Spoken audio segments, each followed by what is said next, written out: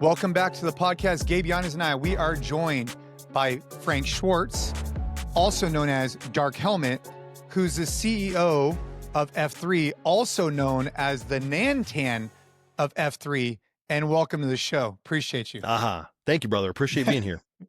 So before we, go anywhere in this conversation, I think it's really important to note what F3 is. So years ago, I started a weekly men's club workout here at my local area where I would bring sandbags, sometimes sleds, sometimes bands, and we just get a bunch of people in a parking lot. And I've been doing this for a really long time, and listeners of the podcast are aware of that. I've also taken on the road into different areas. And over time, when I started this, I had multiple people reach out to me and say, hey, that sounds a lot like F3. Sounds a lot like F3. I'm like, all right, well, what's F3? So I started looking into it, reached out to different groups, and then finally you and I were able to connect. And I was like, hey, it'd be really good.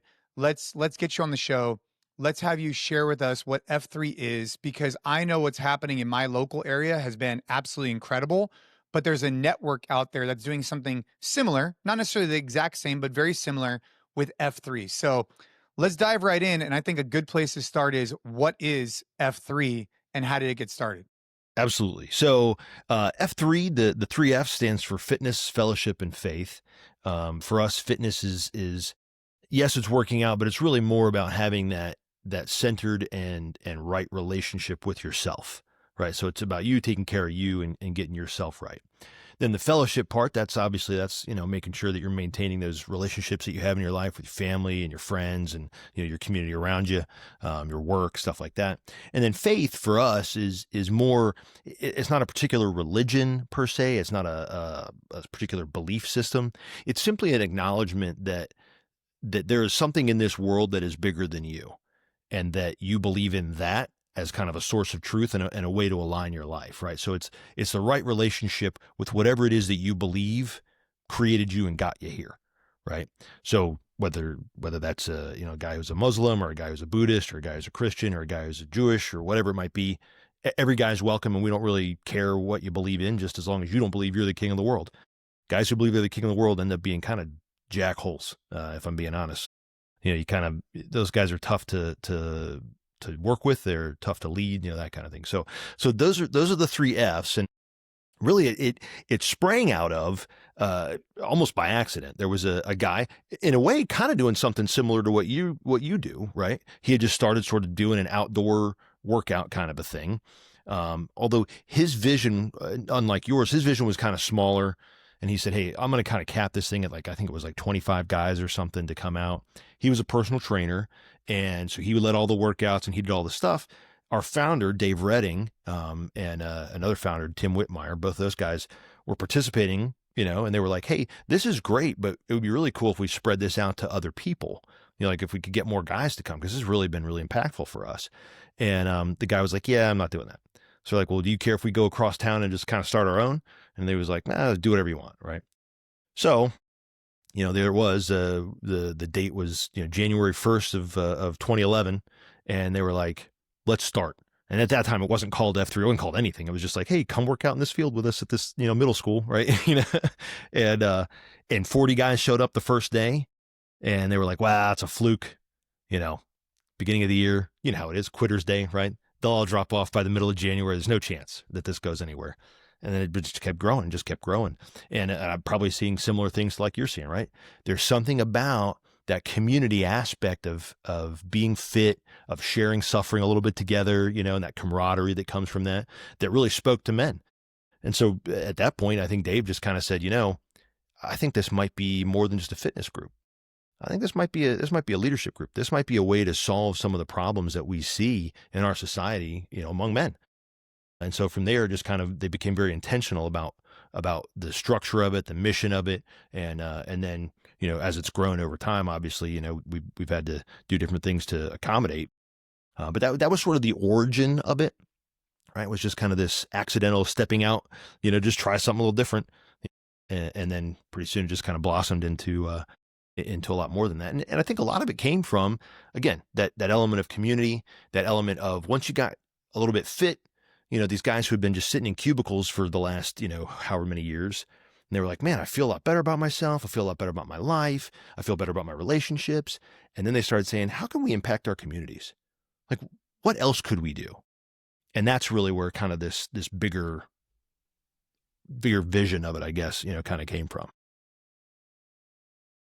Well, okay. So, but now that's evolved so much. And so there's several differences between what you guys are doing and what I'm doing. In particular, you guys mainly do body weight. You guys meet multiple times a week or at least it's available multiple times a week on the website and it says a time. And then it's led by like non-fitness professionals, just led by just random guys. And so Yeah. I'm wondering like along that journey, so what we do is the way I structure it is we do a workout and then we always go grab coffee after. Is Yeah. there a structure like that, or is it just, hey, we do the workout, or is there always something after for you guys too? Yeah. So the beauty of it, I mean, this has now kind of blossomed, to the point where there are 5,000 something different weekly workouts, that happen. Like to your point, there's multiple days. It's in different regions all over the country. There's about 450 different areas that it happens. There's roughly 90,000 guys that are out there doing this, right? And they go, so some places I would say, yes, some places definitely go and have a fellowship element afterward. They go and grab coffee. We call it cafeteria. That's a term that we had. Jason, we make up all kinds of weird terms Well, I for mean, everything. It's nuts. But your dark helmet, I know, I mean, right? Everything has an idiot name around here. Yeah. Yeah. every person has a nickname, right? Yeah. Yeah. Yeah. So nicknames are part of the tribalism of it. Going and grabbing coffee afterward is part of that community building. All of those kinds of things that sort of, leak their way in everywhere that you go to. Typically, everywhere you go to an F3 workout, they'll have a shovel planted in the ground with an American flag on top. That kind of thing to kind of indicate, hey, this is where we are. This is the rallying point. This is, this is the symbol of freedom, man. This is what that is. And so, yeah, we do primarily all body weight. There are some places that'll be like, oh, bring a kettlebell or something like that, but it's pretty much all body weight. And really the reason for that is it meets kind of serves our 5 core principles, right? So we've got 5 core principles that we live by, that sort of F3 runs by, right? Our mission is to plant, to grow, and to serve small workout groups for men in order to invigorate male community leadership. So it's really kind of a leadership group disguised as a workout group, right? And the 5 core principles are that the number one, it's free. And so because we want it to be free, we want it to be accessible to all men with no, qualifications to get in or anything like that. That's primarily the body weight reason, right? Nobody has to maintain a gear list. Nobody has to, that kind of thing. And if we want to make it open to all men, which is principle number 2, then it's got to meet every fitness level. So if we're bringing out, heavy bags and some of that kind of stuff, there's probably some guys that are not quite there. We got to start at a little more elementary level to kind of get their fitness up, right?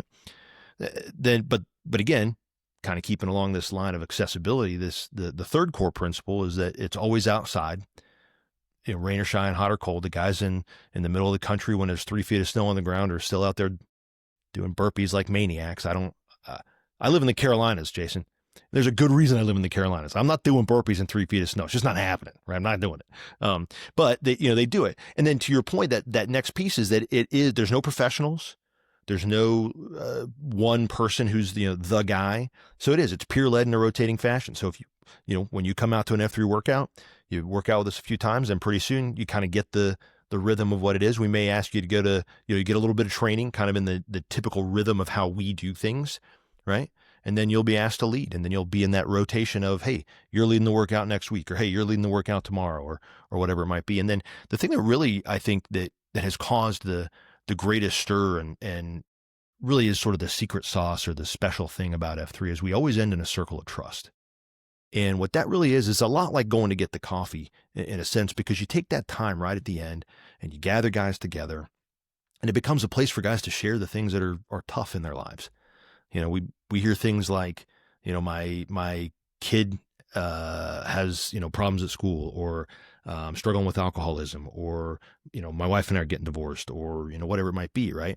And so they take that time at the end to share those things with the guys in the circle so that hopefully, theoretically, right, those guys hear that and they go, hey man, I can help. We have a lot of guys that it's like, hey, I lost my job. No problem. And they start networking, right? We get them plugged into the national network, and pretty soon guys are like, hey, we got a thing, so it really is all designed to sort of feed into this community and this sort of unification of men to say, hey, we can be leaders in our communities. We can do things to improve the world around us. And that's really our calling. That's what we're supposed to be doing. That's what we should be doing. And we use fitness as that way to sort of trick a guy into coming, right? To coming in. So Frank, you mentioned before, and I'm super curious your take on like what would you distill the problems facing men today down to, right? Because you mentioned, hey, a lot of what we do is addressing those problems, whether it happened unintentionally or now I'm sure it's very intentional. What would you, because I mean, I agree. I think that there's a lot that we're facing, and part of what we love about what we do at Train Hard is because we're trying to address those issues as well. But in your opinion, what are those? yeah, absolutely.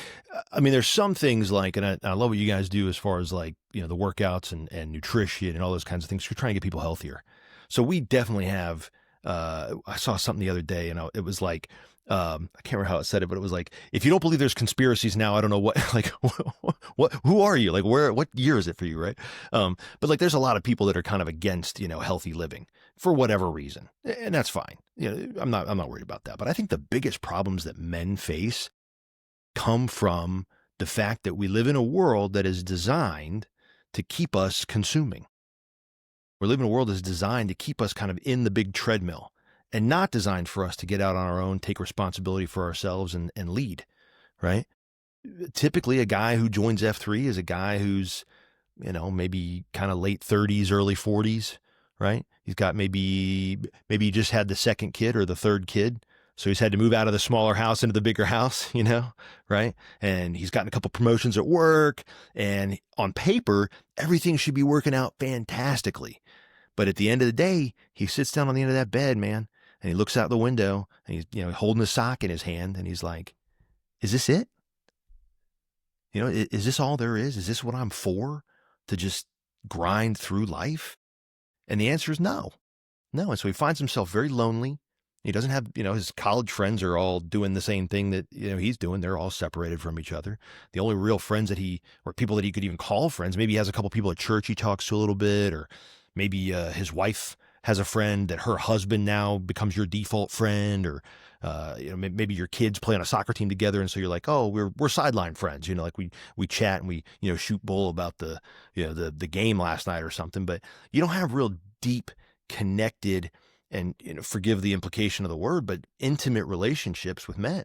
You don't have another guy. There's just not a place in this world that is designed for you to connect with another man and have him share that burden with you. And you guys become a fighting force, together, brothers, real brothers. We see it some in the military, although I think that's shifted some too, and maybe it's shifting back. I don't know. But we hear a lot of guys who come out of the military say like, man, I haven't felt brotherhood like this since then. Right.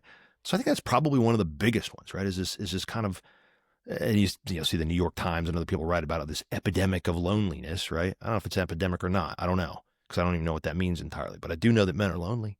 I do know that they lack connection with other men. I do know that they lack places in their life where they can be a little wild. They can kind of let it loose a little bit. We're told all the time how toxic we are and how awful we are and how every problem in the world, traces back to Jason because he's handsome and he's fit, and somehow that's a problem. No, but you know what I mean? Like, you live your life like an alpha and you're out there killing it. And they're like, yeah, see, he's the problem. And I'm like, how is he the problem? Bro, he's the solution. Like, like, but we've decided not to value those things for whatever reason. Although I do believe that they are put in us from the beginning. We were created like that, and that's who we're supposed to be, is those kinds of people, the ones that are achievers, the ones that build things, the ones that grow things, because I think that makes communities safe and whole. And I think that's really ultimately what we're trying to strive for. Preaching my language over here. Yeah, baby. Our comment. It's really been interesting for me to connect with you. And I know we spoke for, I don't know, a while the last time we We did. chatted. I feel very called and drawn to this mission. I've been doing it. I had a guy reach out to me yesterday and he goes, "Hey, Jason," he's a gym owner. He goes, "I've been seeing what you're doing with the men's club. How do you monetize it?" I was like, I thought about it for a while.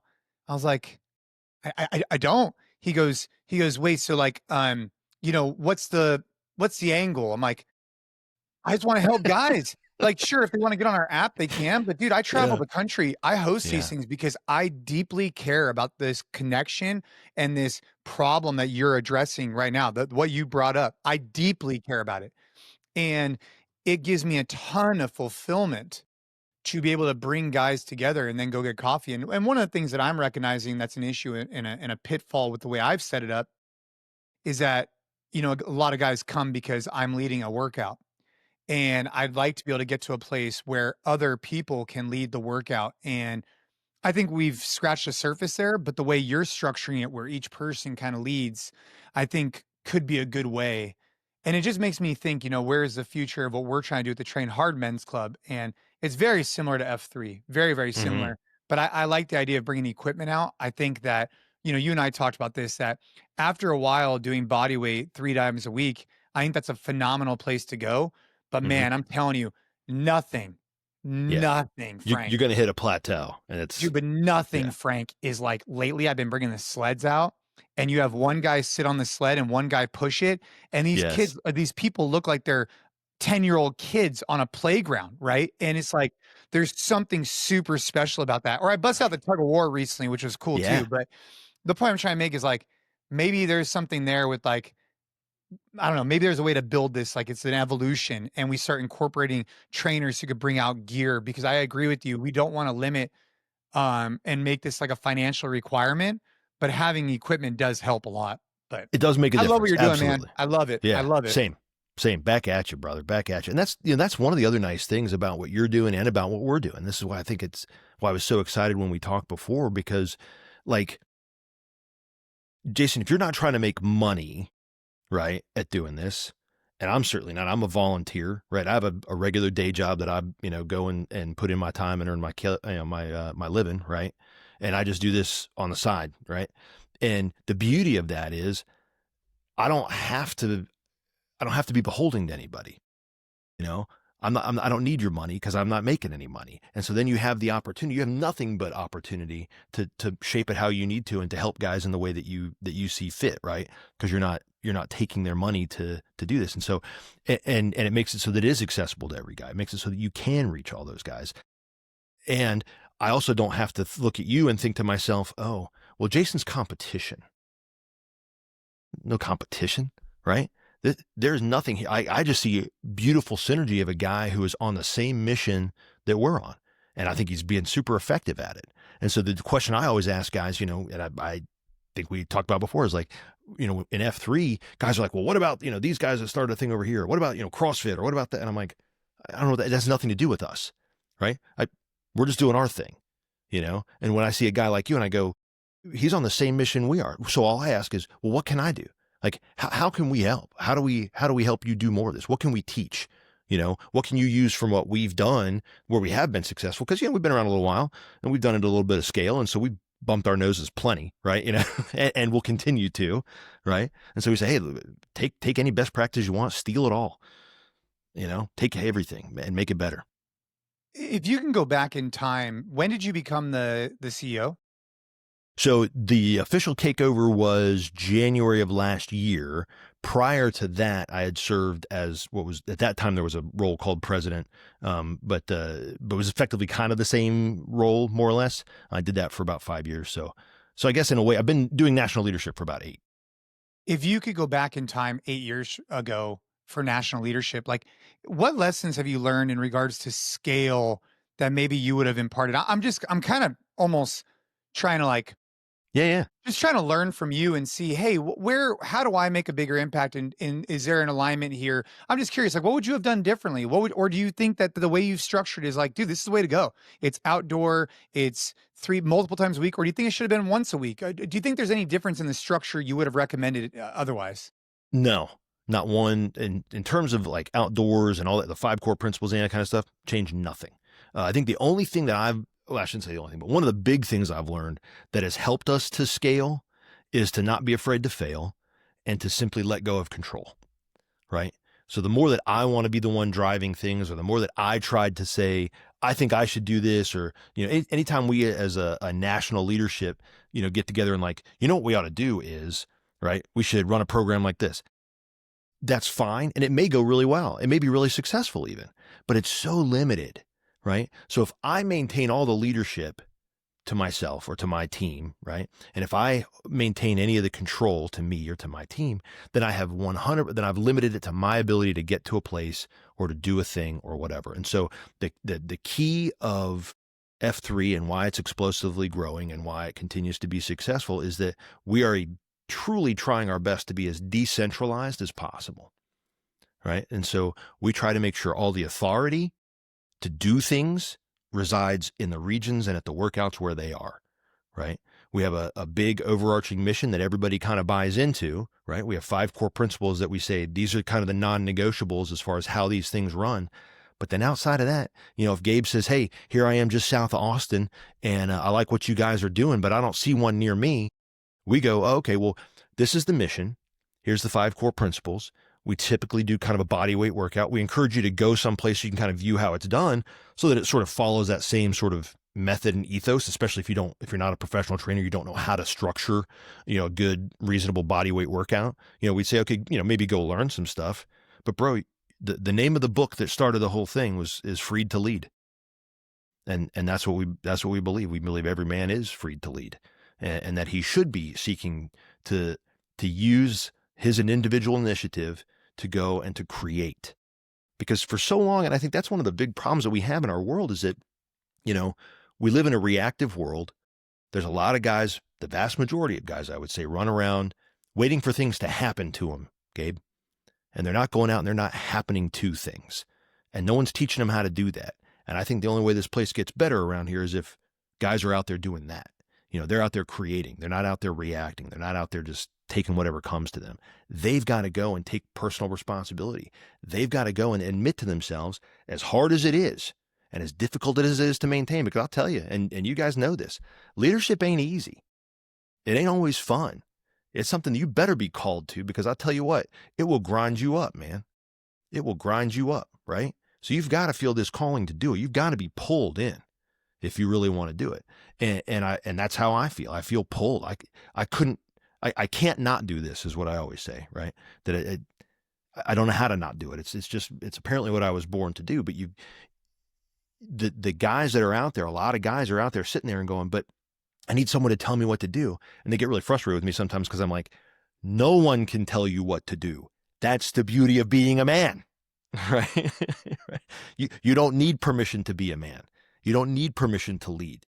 You don't need any of that. You just need the wherewithal. You need to admit that, hey, I am responsible for my life, my agency that I was imbued with from the creation of my person. I am the one responsible, and therefore I will take responsibility. Now, I think F3, and I think, what Train Hard is doing, I think they're trying to provide frameworks for guys so that they can say, hey, this is a way for you to learn how to discipline yourself so that you can learn how to take responsibility for yourself better, right? And I think that's a super important part of this, because I think there's, again, you ask kind of what the problem is there's a lot of guys out there who just don't know where to turn. They just don't know where to go. Man, Frank, I love everything you're saying, man. And recently, I mentioned this on the last podcast, so I'll give a really quick recap. But have you read the book Fathered by God?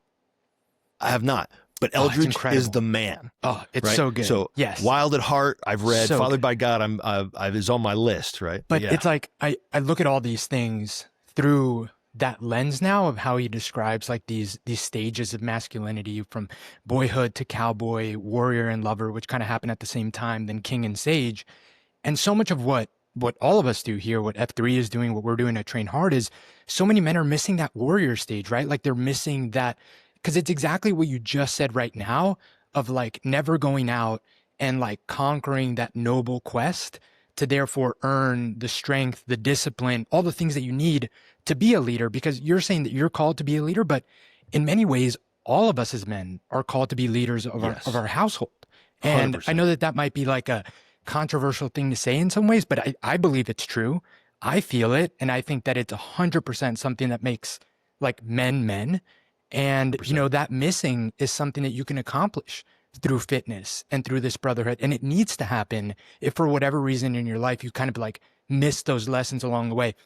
And then the last one I'll turn around to you is, and I also love how like the nicknames and how like everything has like a fun little component, because the other thing he talks about there too is that all stages happen at all times. It's just that there's a priority of certain stages and certain stages of life. So we have to continue that like fun boyhood stage. And Jason mentioned it too, right? Like with the sleds and like, you know, us acting like kids again and just like your kids on a playground. Like that's important too, to never lose that stage where you are also just playing while at the same time like going through that warrior stage and earning the like discipline and all those kind of like hard skills that you need to be an effective king and hopefully someday a sage. Yes. Preach.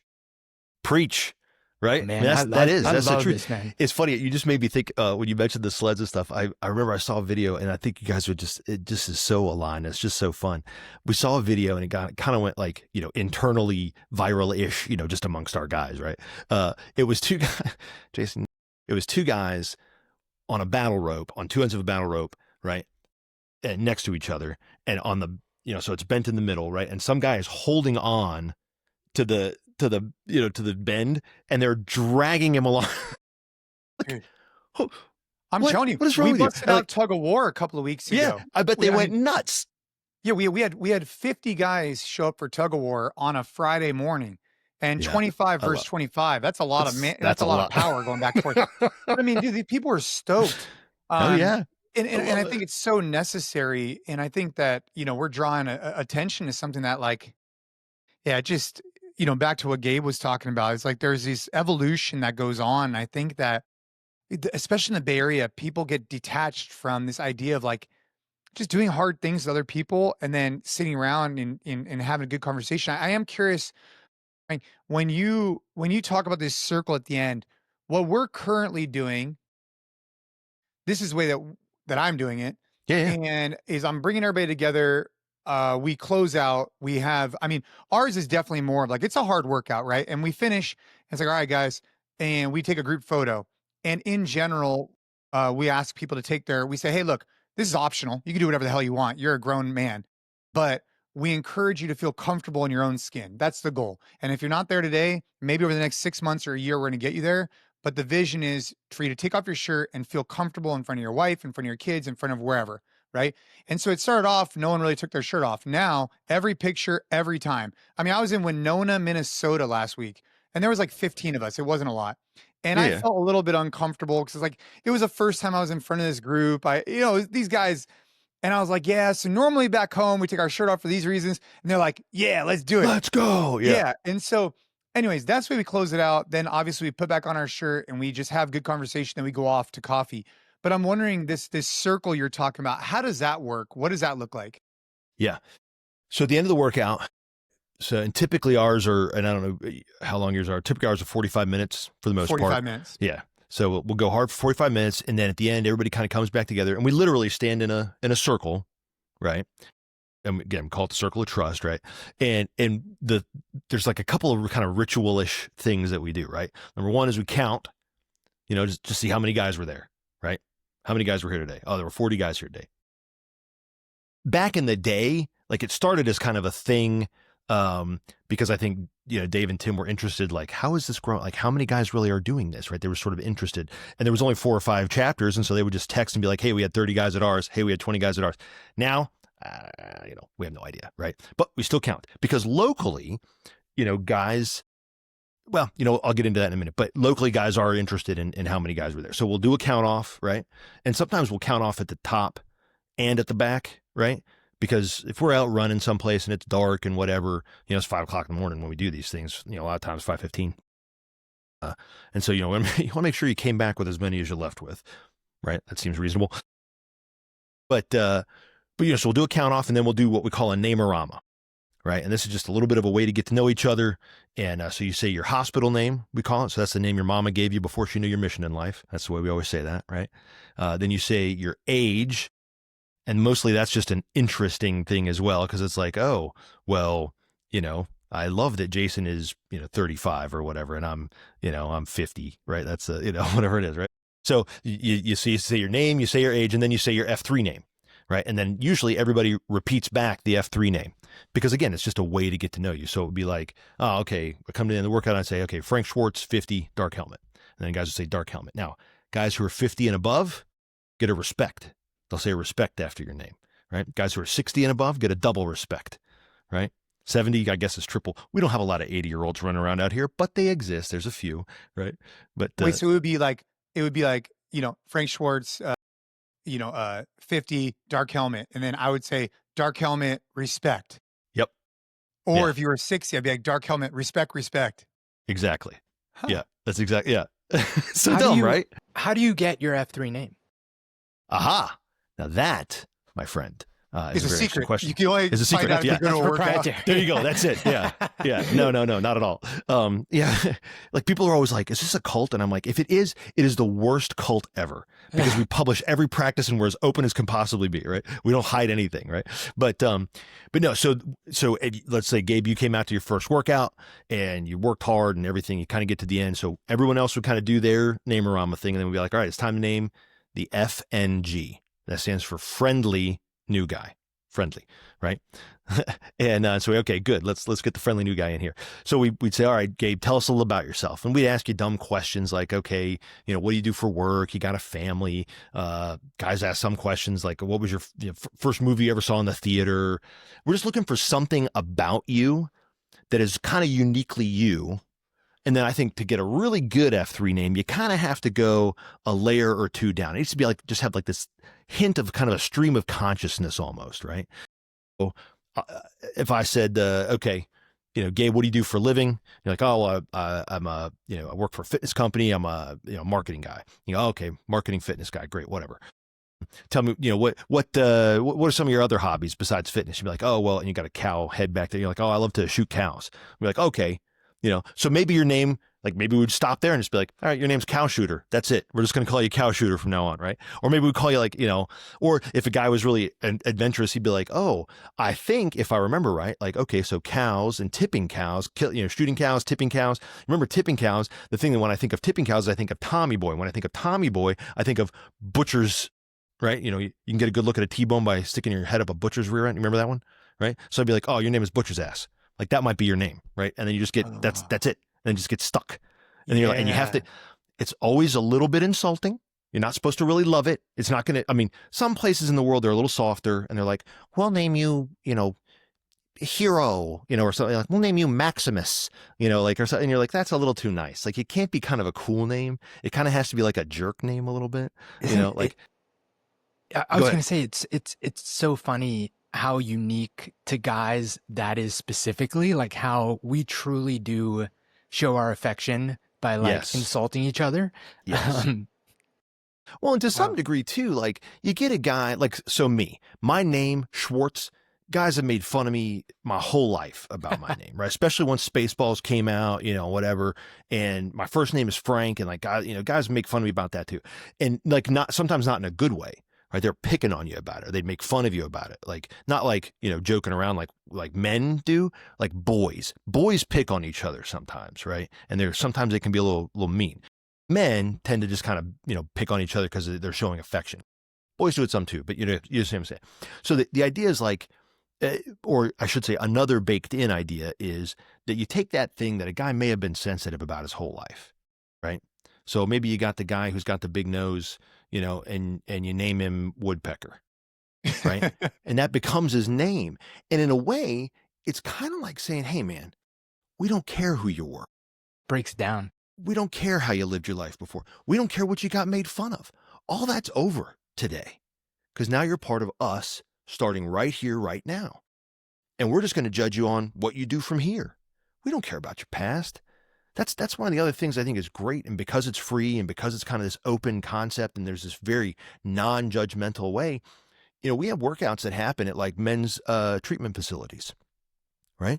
So guys who are coming out of, or kind of in a rehab situation, coming out of homelessness and addiction and that sort of thing. And there is a workout right here in Charlotte that happens up at one of the men's facilities and every Saturday. And there are guys there that are, been 60 days in or just now coming clean. Some that have only been there for a couple of weeks, and are really kind of in the throes of it and really struggling. And they work out right next to guys who literally own billion-dollar businesses. And nobody asks anything. Yeah. Nobody says anything. We're all wearing a big F3 on our chest. And as long as you're willing to do the burpees, right, we're good. As soon as you start being a pansy, that's when we'll really, we'll get after you about it. We don't care about your past. We don't care what you've been into. We don't care what struggles you have. All of us have struggles. They look a little different from here and there, but we really believe in this ethos that, and really it's kind of summed up in the credo of F3, right? We say we leave no man behind, but we leave no man where we find him, right? So no matter where you are, we're not going to leave you where you were. We're not going to, abandon you because you're an idiot, but we're also not going to let you remain an idiot, right? You're here to get better. That's the only, that's it, period. So, Dude, do you guys ever do any like bring everybody together nationwide and have a meetup? we did a 10-year, and of course, conveniently, if you do the math, right, we started in 2011, conveniently our 10-year was 2021. Oh, well, so it was supposed to be in February, and then it got bumped from COVID, and it was like, well, let's try and have it in November. And then it was, still a mess in November. So we had it was kind of smallish, and we haven't attempted to do one since, but we tend to, again, kind of leave it a little more regionally. So large regions, there might be a big convergence of guys that get together. It might be 400 or 500 guys or something that, will come together for something like that. But yeah, we haven't had a whole lot of national big ones. And for guys who are listening, look, through Train Hard, if you live in the Bay Area, every week we're doing something in Los Gatos, California. When I travel, I always try and get guys together, and it's been really rewarding for me. But you guys should go check out, it's the F3 website, and on there you can go ahead and they have like a location map, and it'll tell you where the workouts are at, and you can just show up, right? I mean, that they just show up for a workout. Yeah. Yep. Frank, I'm curious, like, when I go and I do these different cities, typically what I've found that's easiest for me is I reach out to a local CrossFit gym or a jiu-jitsu gym, Mm. and then they allow me access to their parking lot, and I just go use their dumbbells and a parking lot. We do it outside. It's free. It's all the same things as you, but I want to have a little bit of equipment. It's been hard for me when I travel because I don't know these specific areas, and I worry about what park to go to. How have you overcame that with I don't even necessarily know about like liability, but just like parks and locations? Do people just find like a place and it just is what it is? Yeah. Yeah. So there's a little bit of we don't exist, you can't, we're kind of in the ether. You're everywhere and you're nowhere. Yeah. Exactly. Yeah, exactly. Right. So there's a little element of that, right? The joke we always tell is so if the park ranger comes and is like, hey, you guys can't all be here. And if we said, hey, well, what if one guy was here? And they're like, well, that'd be fine. Okay, well, this is just 25 one guys. That's all it is. So don't get upset. You're going to be okay, right? And usually they're just looking for, well, we need to collect a fee or there's a liability. So the way that we handle the liability thing is nobody's going to love this, but we don't. No one outside of F3 Nation proper, right? None of these chapters, none of these things, there's no paperwork. There's no organization. It literally is just a group of guys getting together. And so there can't be any liability because we're not taking responsibility for anybody. Why? Because just like we said before, because you take responsibility for you, bro. If you want to come to an F3 workout, we think you should. It's awesome. But recognize you're not paying a guy to teach you anything. He's not making you do anything. If he says, hey, all right, the next exercise we're going to do is, bash our face on the concrete. This is your choice to bash your face on. Yeah, you don't have to do it. Even if all these morons do it, you don't have to do it, right? Oh, and they might. You never know, right? Like you said, they're running around pushing each other on sleds like 10-year-olds. You don't have to do that if you don't want to. Yeah. So, and because we maintain no facility, because we don't own any gear, because we own nothing. There's nothing. There's no official structure except for, a little bit of paperwork to help us protect our trademarks and stuff like that. Right. But outside of that, we're all just a bunch of volunteers just doing our thing, man. It's no different than a run club that happens to get, it's just like a group of 10 guys that, are friends that get together. Same. Yeah. Got me thinking on how to improve what I'm doing, man. To be honest, I just think that it's real simple, Jason. You just come be one of us. Dude, I'm gonna stay on this call and talk for a while with you, but good. But Frank, really, for everybody listening, we've been talking about the men's club now for a long time, and it is I get messages every single day. Every day, I get multiple messages from a guy. Hey, I really want to do this, but it's like, well, bro, And at this point, I just get frustrated. I'm like, but what? It's like, well, I don't know about how do you do it? It's like, you just start. You text a friend, you just do it. You go look at F3, you just show up. And it's like, you know, I'm telling you, man, this momentum builds and you have connections that you never thought possible. So if you're on the fence about starting something or going to something, check out F3, text some friends because it's long overdue and it's missing for guys like we've been talking about. And I've seen it firsthand. I know you have too. I mean, dude, I'm sure you guys have thousands of stories of guys who have lacked connection and found it through this. And in some cases, it probably saved their life. 100%. Yeah. Multiple. I mean, to your point, like you get messages every day. We get messages every day. I mean, the same kind of thing where guys are like, man, I don't even know how to describe it. You know, my life was in the shambles, or, I mean, we have heard things as direct as, this is a tough one, but it's like a guy was ready to just end it. And he took a firearm, drove up into the mountains and was ready to go. And you know what he said saved him was he remembered that he was assigned to lead the workout the next day and didn't want to leave his brothers hanging. And so he came back down off the mountain and called somebody, right? And then was able to say, hey, this has happened in my life. Now, I don't know if he led that workout or not. I have no idea, right? But it was the thing that triggered in his mind to come back off the mountain and to connect with his brother again, right? Now, obviously, that's a pretty extreme kind of a thing. But plenty of marriages have been saved. Plenty of kids have been helped. You know, plenty. I mean, it's amazing what happens. And I think this is part of why our society fights against it so hard. But you know this very well because you're watching it firsthand. Gabe, you know it because you're watching it firsthand. And anybody who's done either one of these things, you know, whether it's Train Hard or F3, you're watching it happen. It is amazing what happens when a man reconnects with himself and gets awake. When a man is awakened, and if he is around other men who are awakened, he is nearly an unstoppable force. And nobody likes that in society because that is dangerous. That is uncontrollable. And if we are ungovernable and uncontrollable, then we are a problem, right? And that's why we get demonized and why, you know, people, whatever, right?